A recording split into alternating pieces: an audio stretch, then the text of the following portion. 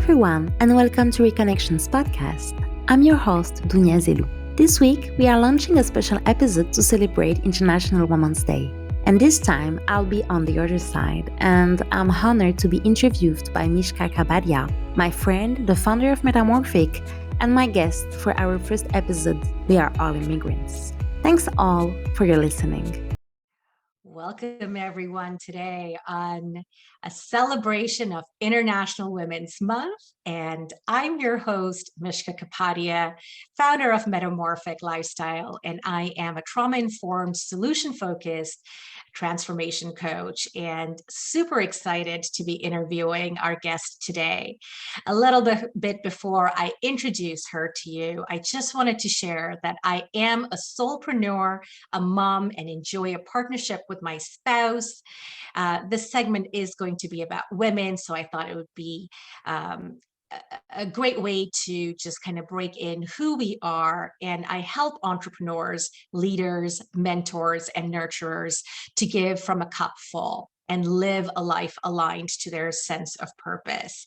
And so it's my honor and pleasure to be introducing to you Dounia Zellou, a friend and a mentor and a leader and an entrepreneur of exactly that sort, who calls herself an alchemist for change. She works with purpose-driven entrepreneurs and executives to support them and their organizations to align with their purpose. She is the founder of Humanaya, a Paris-based company that provides holistic change management services to purpose-driven organizations worldwide.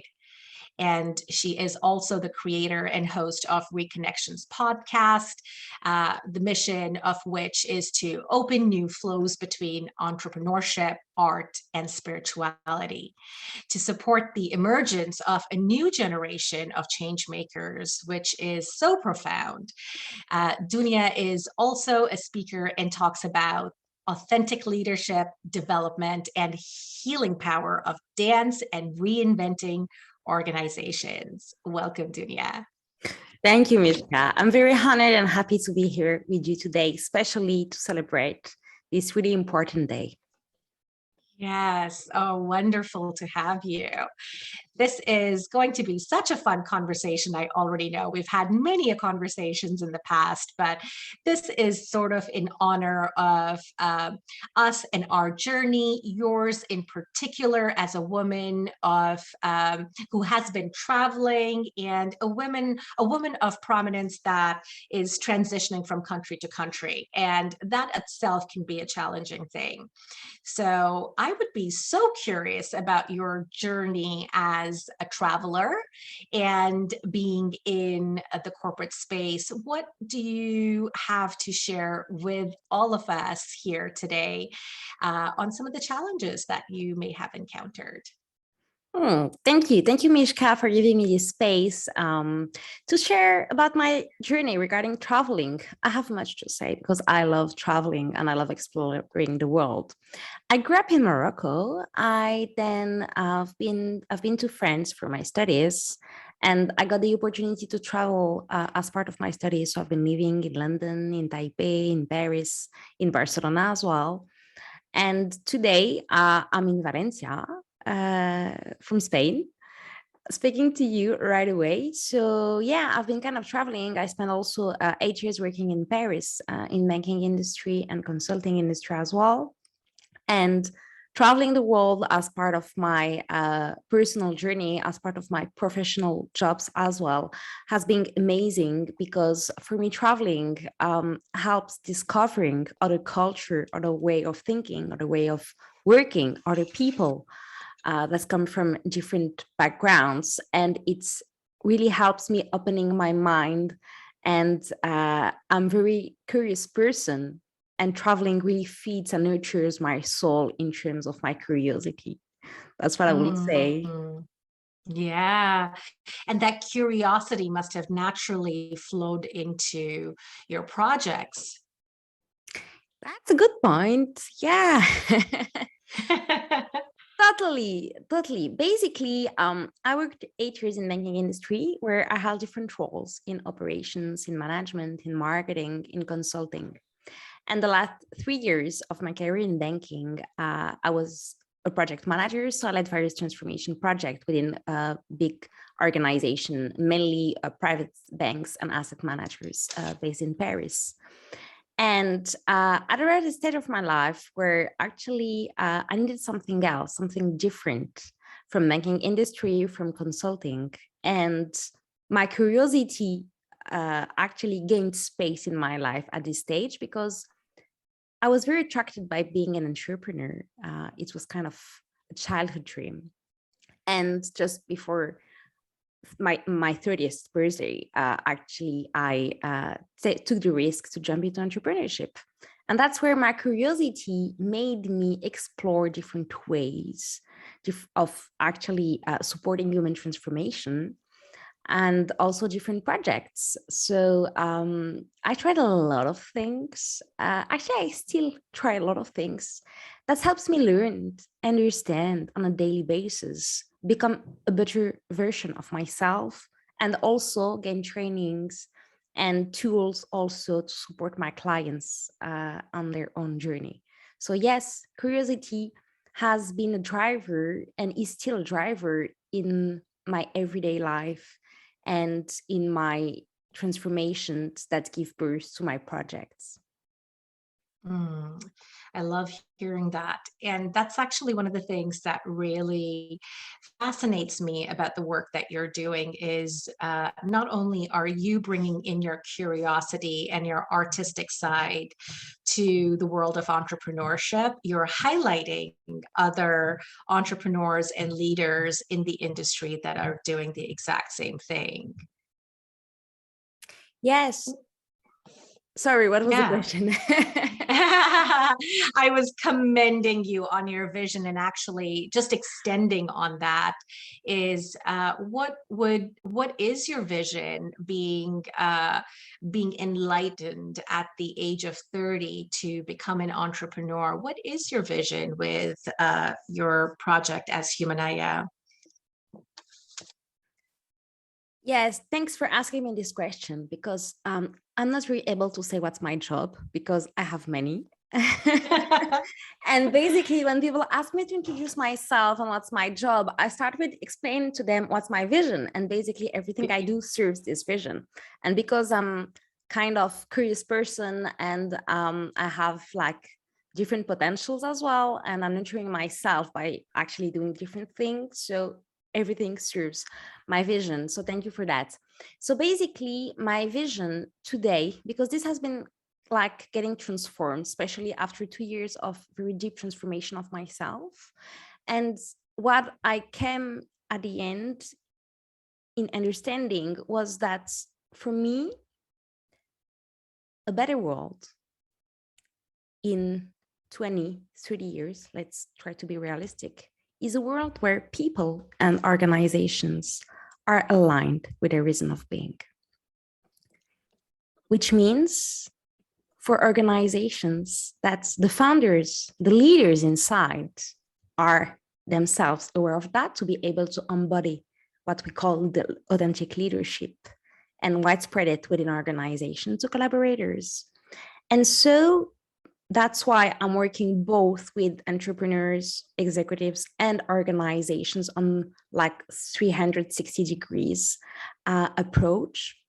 And I came to that following my own experience and following what I explored and what actually I understood as learnings into my past. So, because when you're aware of your reason of being, why you're here on earth, it gives you really solid foundations about who you are, what you're here for, what you stand for, what you believe in. And when you have this, it creates a kind of strength, a kind of resiliency when crisis comes that are very powerful. On top of that, it brings a fulfillment that is amazing. And I really do believe that each person that feels this kind of attraction to self-knowledge should actually hear to this little voice and go to understand why we're here, why we are who we are, why those are existential questions. Sure, it might be for some of people, and for others not. I mean, they know where their talents are. But for me, that's really important to have those solid foundations to be able to create a better world for more happiness, for more sustainability, including sustainable performance for organizations and for our world and our humanity, because at the end, that's what we all stand for and what we all belong to. I love the part where you said the sustainable productivity. Can you, because I know the work that you do, but I would love some clarity on what does that mean to you in terms of organization, in terms of leaders, in terms of just human beingness? What does sustainable productivity mean to you? That's a good question. Sustainable productivity, I would say performance, like growing. Mm-hmm. I will divide it in two parts. Maybe let's talk about leadership part and then organizational part, human being. And then when we gather all in systems, that's we create organizations. From an individual point of view, sustainable means for me having like the direction, the vision that actually makes you know where you're going. And having this long-term guideline that you have in your life, like we can have in our projects, for instance, I want to get married, I want to get kids, I want to build a family. Having those same actually like project visions about your whole life and what you stand for as a contribution that you bring to the world, bring a kind of guideline to what you do. And basically, I really do believe that's where, when you have this vision, you actually focus your energy on where you want to go and where you need to go. Otherwise, we might spend a lot of energy being more on the short-term part, looking for some fulfillment on short-term part. And that's what happened to me in my experiences as well. Like every time asking myself, what do I need? Where do I want to go? But just like looking 1 year, 2 years, 3 years, not going further. And asking myself to go further actually raises many questionings, which happen with my clients as well. And most people that started to think about the questions, how do you see your life in 10 years?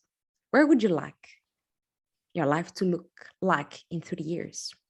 What legacy do you want to leave? And those questions, of course, for everyone, raise other questioning about who I am, about what I'm doing here, about what I live, and what's the purpose I'm serving. So that's what I mean when talking about authentic leadership, like being aware of who we are, what we're here for, what we serve. And that's the guideline on every day that helps us focus on this and not actually like waste some energy elsewhere. And basically for organization, it's the same. And the reason why I'm saying that is that I've been part of different organizations internationally, and being actually in different roles helped me understand how it was working inside, and also helped me see some limits that there are within organizations. I'm talking about mostly big organization with a kind of traditional way of working and organizational model that are still based on hierarchy and some like traditional ways of management, I will say as well. And basically, also, we need to take into account that we arrived at the stage where we all know that the paradigm we've been in is ending, because of the number of burnouts was not the same 10 years ago. The number of people like leaving their job and just changing totally, we're talking about the Great Resignation, was not the same before. So just, it's important, I do believe, to accept that and to go a bit further about also for organization, instead of just reaching some performance, asking what's the reason of being of the organization, what is served. Of course, there is performance and actually indirect one coming. But for me, for the soul of the company to be here, for the organization to stand for the long-term sustainability, and this, of course, will, on top of that, help the organization in terms of retaining their talents, of attracting clients, and all that goes with that. But the prerequisite is, even energetically speaking, to know why the organization exists and what it serves. And actually, it's kind of interesting because when you see the stats about the main motivation of people to go into entrepreneurship and to build their organizations, some of them are in order to repair some injustice in the world. And entrepreneurship is also a way to transform societies. It's just that sometimes we don't realize it. And going deeper helps bring consciousness about it and even bring more power and more impact to the contribution of the organization. Great point. Great point. So it's sort of like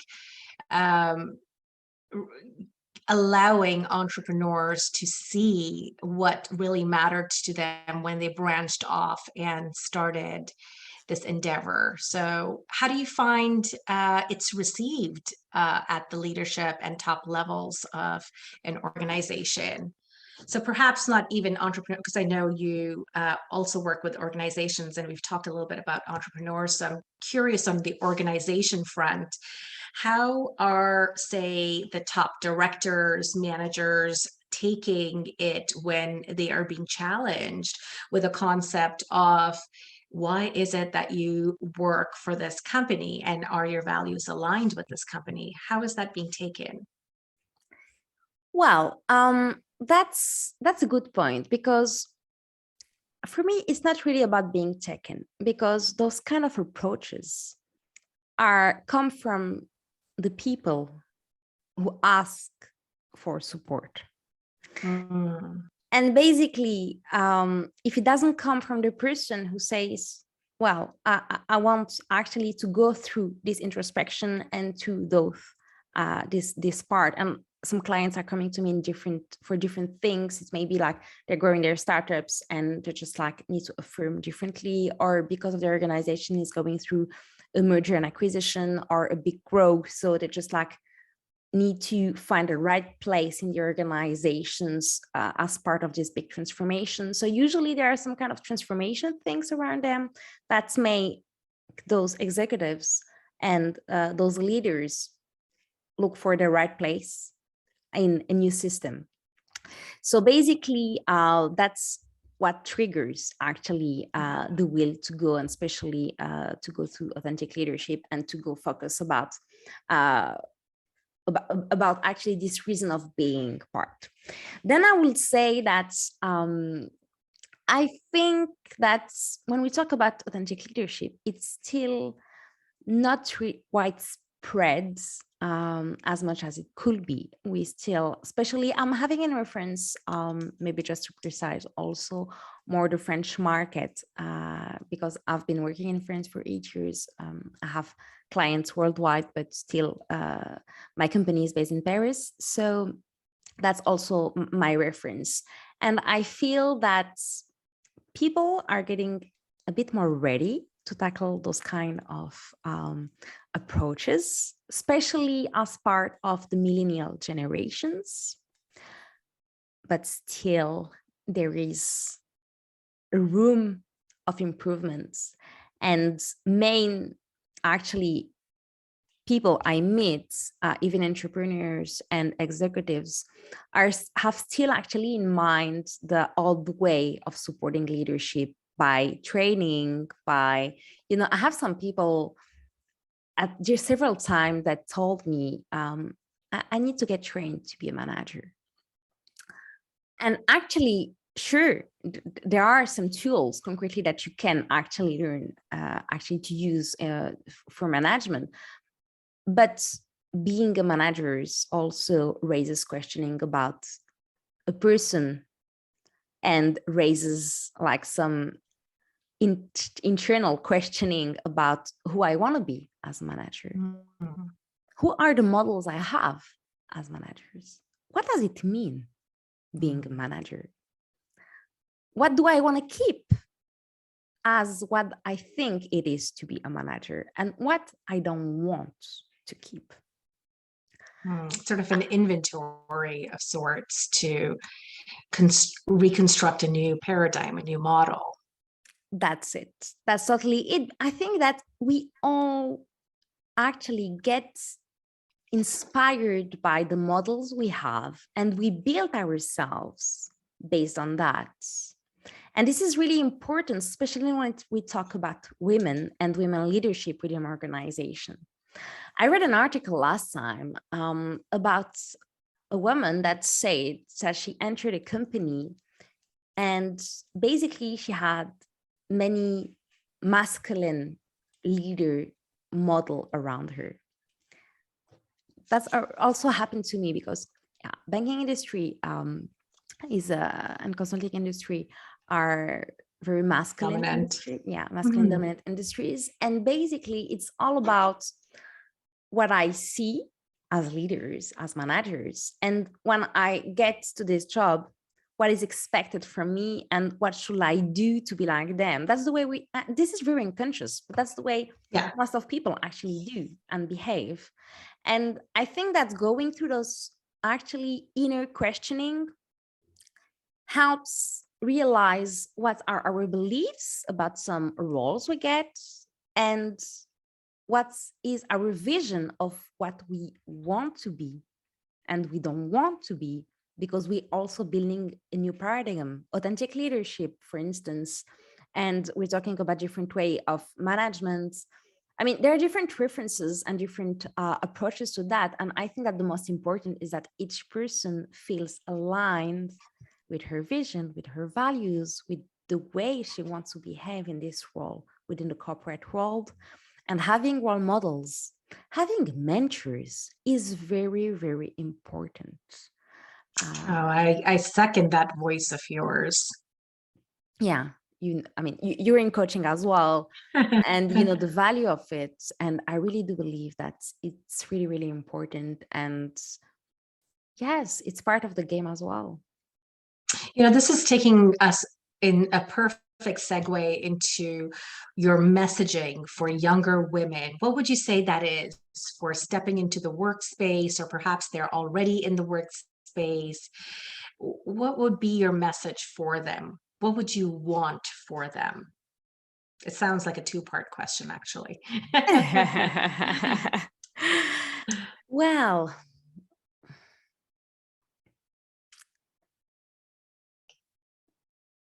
I don't want anything. I will say, I mean, that's their way and their journey. And I think we all have to go through some steps to learn about our own journey. And at the same time, if I had an advice as mentor, for instance, as I'm doing mentorship as well, it will be to listen to their hearts and really to listen to who they are and to get support if they feel they need to. Because having this support through, like, sometimes it's managers, sometimes it's mentors, but those people that help us grow in our careers is very important. And we all have some. So yes, I will tell them, listen to your heart, get people, like, ask for support, because it's normal to be asking for support. And there, be who you are. There, open your voice. Yeah. And I'm curious, like, if, because I know a lot of people actually don't see or know that they can actually have mentors. So what would your advice be for women, especially, that may feel alone in that journey of becoming whatever their vision is? They've stepped into this position, they had an expectation, and how would they go about looking for mentors or even recognizing mentors around them? Because sometimes they have these preconceived notions of what mentorship may look like, if it's even allowed. Is it an alliance? Should it be a male mentor? Should it be a female mentor? So I'm curious what your advice would be on that for them. Yes, that's a good question. Well, first, I would say that it will be interesting to get to know what exists within the company in terms of programs, in terms of coaching, in terms of mentoring programs. And I actually, I think that's all organizations should have in place mentoring programs and coaching programs as well to support the development of their collaborators. But that's another story. So I will recommend first, like, to ask what exists inside.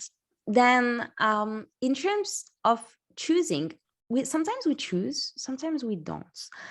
I've had different mentors and mentees in my journey as part of my companies and outside of my companies as well.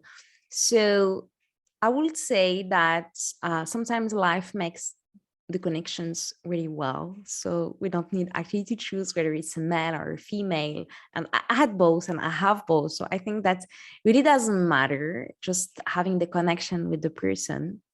And the other thing is that, as I mentioned, sometimes it's also nice to have some mentors outside of the company. And it may be both as well. I'm part of different female associations, and most of them actually set up some mentoring programs. It's part, for instance, of my business school alumni circle and other associations I'm part of as well. So we come back to what we said at the beginning, Mishka. Be curious. That's what I would say. Be curious. If you feel you need, go search. Go on internet. We have the chance to have much information, sometimes too much, but the information is here. And when we want something, we have the chance to have access to it. So go for it. There are many associations of female entrepreneurs and some also on specific subjects. So yeah, be curious, search, look, try, explore, see what suits you best. And actually, that's how we learn. And that's why we best understand what's the right thing for us. And that's how we build our authentic leadership as well.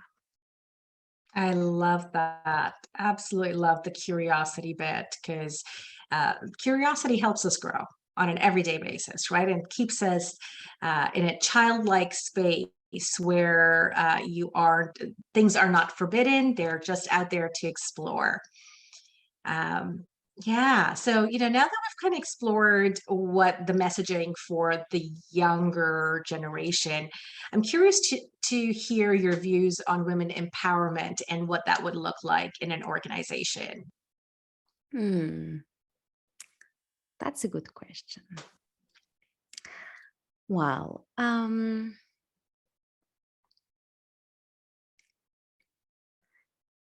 have a lot to say about this subject. Yeah. I don't know where to start.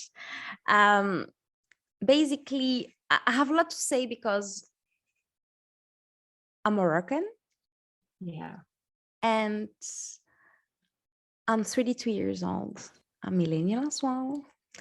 And I lived in France for 13 years. So having worked in different and lived in different areas with different cultures, with different views, with different positioning of women within societies, within corporate worlds, gave me a lot to think about women empowerment.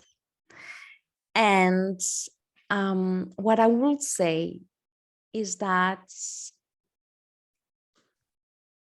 I think we are at a stage of the development of our societies where women are having different positioning, different roles, and are having the space today to get more, I would say, powerful positions within corporate roles and our organizations. We talk about society in general, in politics as well. So this is possible today thanks to the past generations and what they did to open this space. And now we are here at this stage. And it's time for women to stand up and to believe in herself and to believe in what they feel is right for them and that they deserve it. And this, for me, is not about being a woman or being a man. We have like some conscious beliefs about positioning regarding gender, but it goes beyond that. And that's what's my view about women empowerment. Just women deserve. And no matter the beliefs we may still have, today we have the space to change those beliefs and for everyone to get the inner power and to unleash it in our societies. So just go for it. Go for it. And love it. I want to take actually this time also to say thanks to all the women, because those that are part of our century, but those that are no longer part of this world as well. Because where we are today is thanks to all the work done by women and men. Let's thank everyone. Because men also are having a really important role playing, and it's all together that are creating the different roles in our societies. So yeah, I want to say thanks to everyone that actually has been working for bringing us what we have today, for making this empowerment more and more possible for our generations, for the coming generations. Thanks to our mothers, thanks to our grandmothers, and thanks to our ancestors generally for that. It's also time to honor that, especially on this day, the International Women's Day.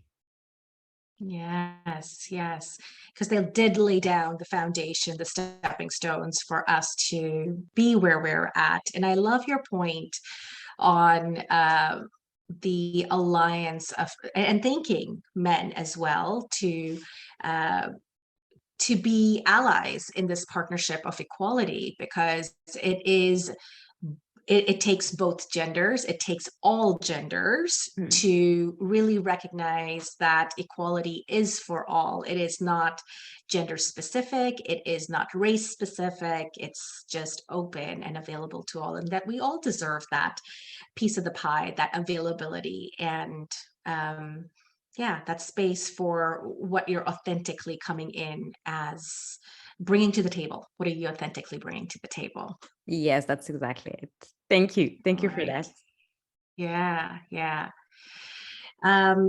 Something that's coming up for me is I'm curious what you, in the position that you are in, how do you see that we as entrepreneurs, as leaders, as mentors, can create a better space for the future generation of men and women, but just in the interest of women being allies to other women and holding a space of, I have been there, done that, and I'd like to take you under my wing. How would you say, as now we are going to be known as in history to have created something for the future generations, what would you say that you'd like for your legacy to be for other women?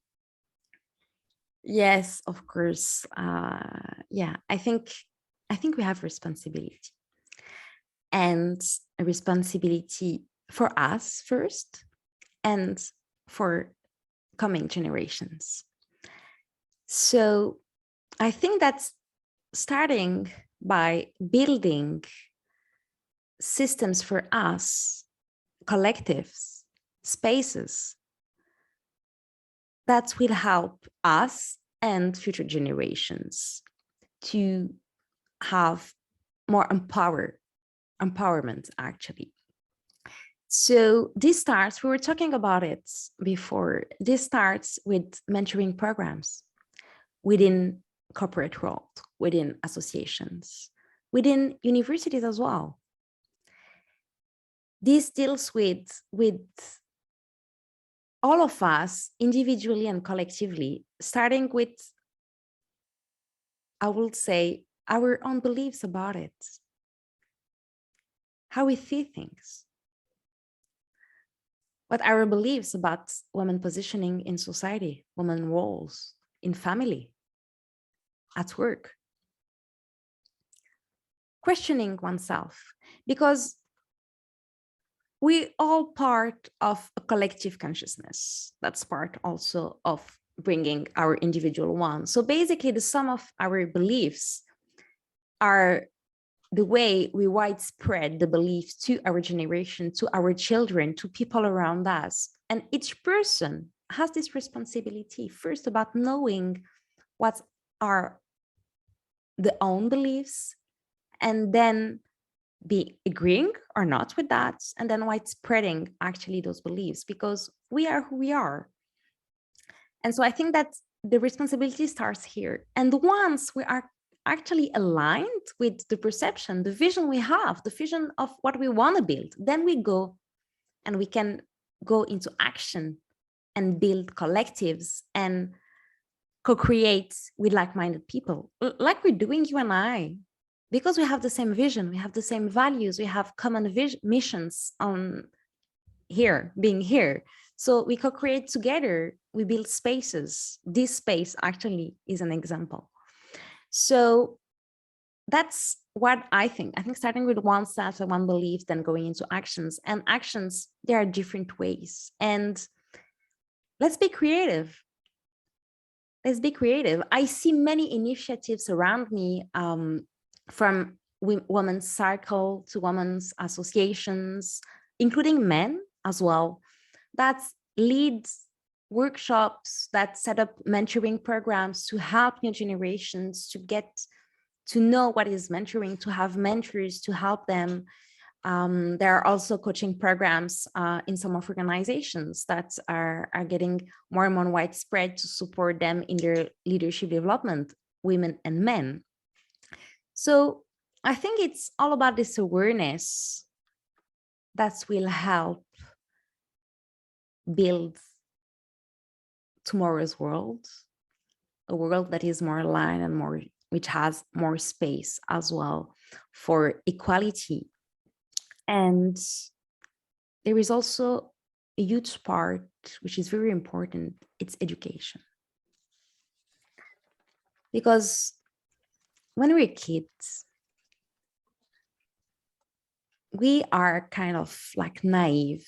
We see the world like with our naive eyes. And then we get to get some beliefs that come from our conditioning, from our society, our family, and what we learn at school as well. And I do believe that there are some improvement to do in this field, especially in regard to the emotional part. But still, choosing the way we want to transmit our values as a country, as a democracy, as a collective is really important, because that's what brings the awareness to future generations. I'm loving where you're going with this. The overall assessment of how we see it, right, as leaders and mentors, and in different positions, like be it teachers in school, be it the principal at school. So it's so many layered learnings that create the construct of society.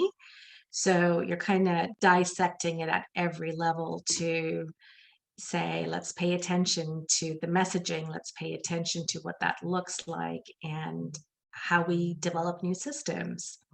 That's the point. I got the opportunity, I was very happy about that, to teach to some students that were between 16 and 25 years old, a class about how to find your professional trajectory thanks to your ikigai. The ikigai means, it's a Japanese philosophy that means reason of being. And basically there's been a model built about it to support reconnecting to the reason of being of each person. And I found it great that some actually schools get open to go back to this tool that I wish I had when I was students, actually. Mm. Coming back to one person, what do you like? What are your talents? How you can earn money? How do you want to contribute to this world? To actually use that as a way to find a job and in your career path. And those are examples of things that we can actually transform and update and add in the way we work, we act, we transmit to the new generations, because we have responsibilities. I think that as each person, we all have learnings. And the same way we learn from the others, not to repeat the same actually mistakes or to do things differently. For me, we have a responsibility of transmitting what we know, what we learned in terms of personal past, but also in terms of neuroscience and the development of our society and the knowledge we have. So we have the responsibility to use it to improve the life of the future generations. For me, that's really a part of responsibility. And I know that many leaders are sharing this and are committed to transform different systems, the way they're working, to improve. And actually, because we learn of what doesn't work anymore, accept it, and just we're all trying together to find new solutions. And because we know it doesn't work, it doesn't mean that we know the solution and what it will be. But at least we know that we are many intelligences like gathered collectively, we find solution. And when it comes from the heart, as authentic leadership supports hearts and minds, we know that there is kind of meaning and impact that is very powerful behind. Mm. Now, you shared with me that you used Ikigai for a classroom setting and in an educational setting in school. Are you using this as a tool in your organizations that you deal with for coaching them? Has that been of value to you, or have the organizations found it valuable? Yes, totally. I use this tool actually for myself at the beginning. And that's where I've been to get trained to Ikigai coaching, to use it to with my clients. Of course, I've been using it for myself, and I use it a lot because that's the basis of the programs I do, starting with reconnecting to oneself, who we are, what are our talents, what we want, how we see the world, what is our vision.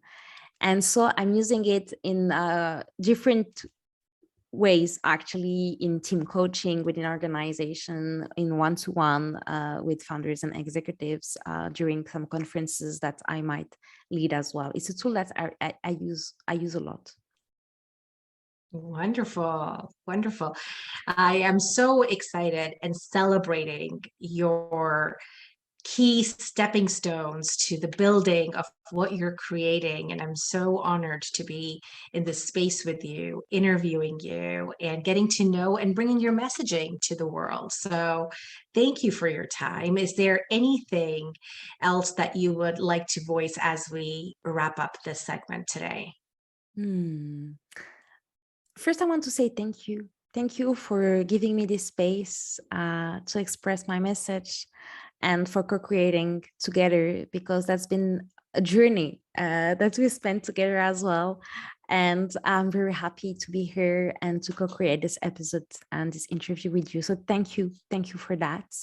What I would like to say, to add maybe,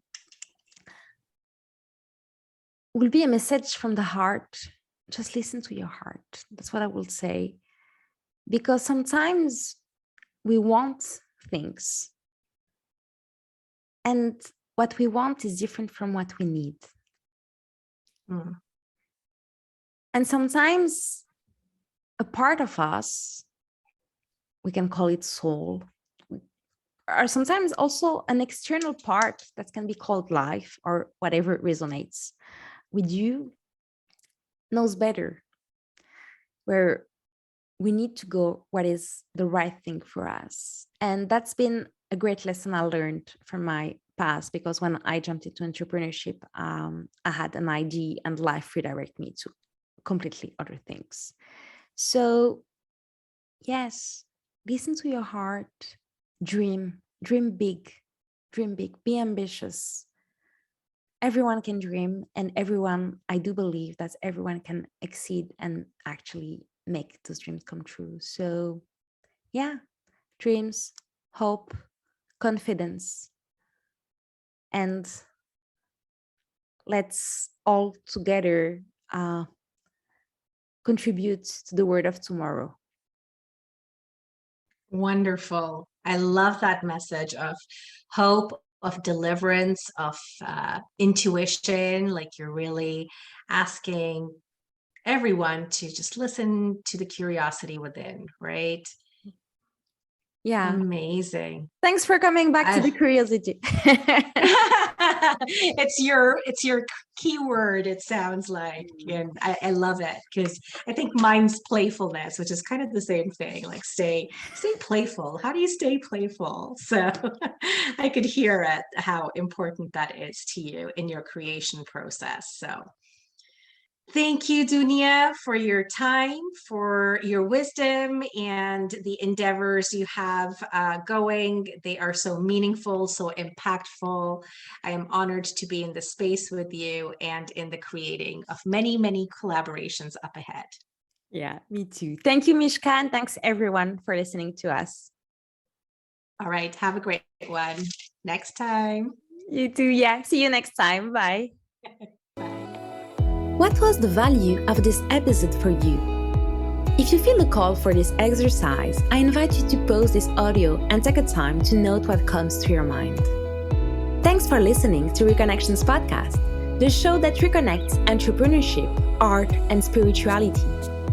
If you want to join our tribe to share your impressions or to support us, I invite you to head over to our website www.reconnectionspodcast.com to check out the different ways we can co-create together and keep on growing this podcast.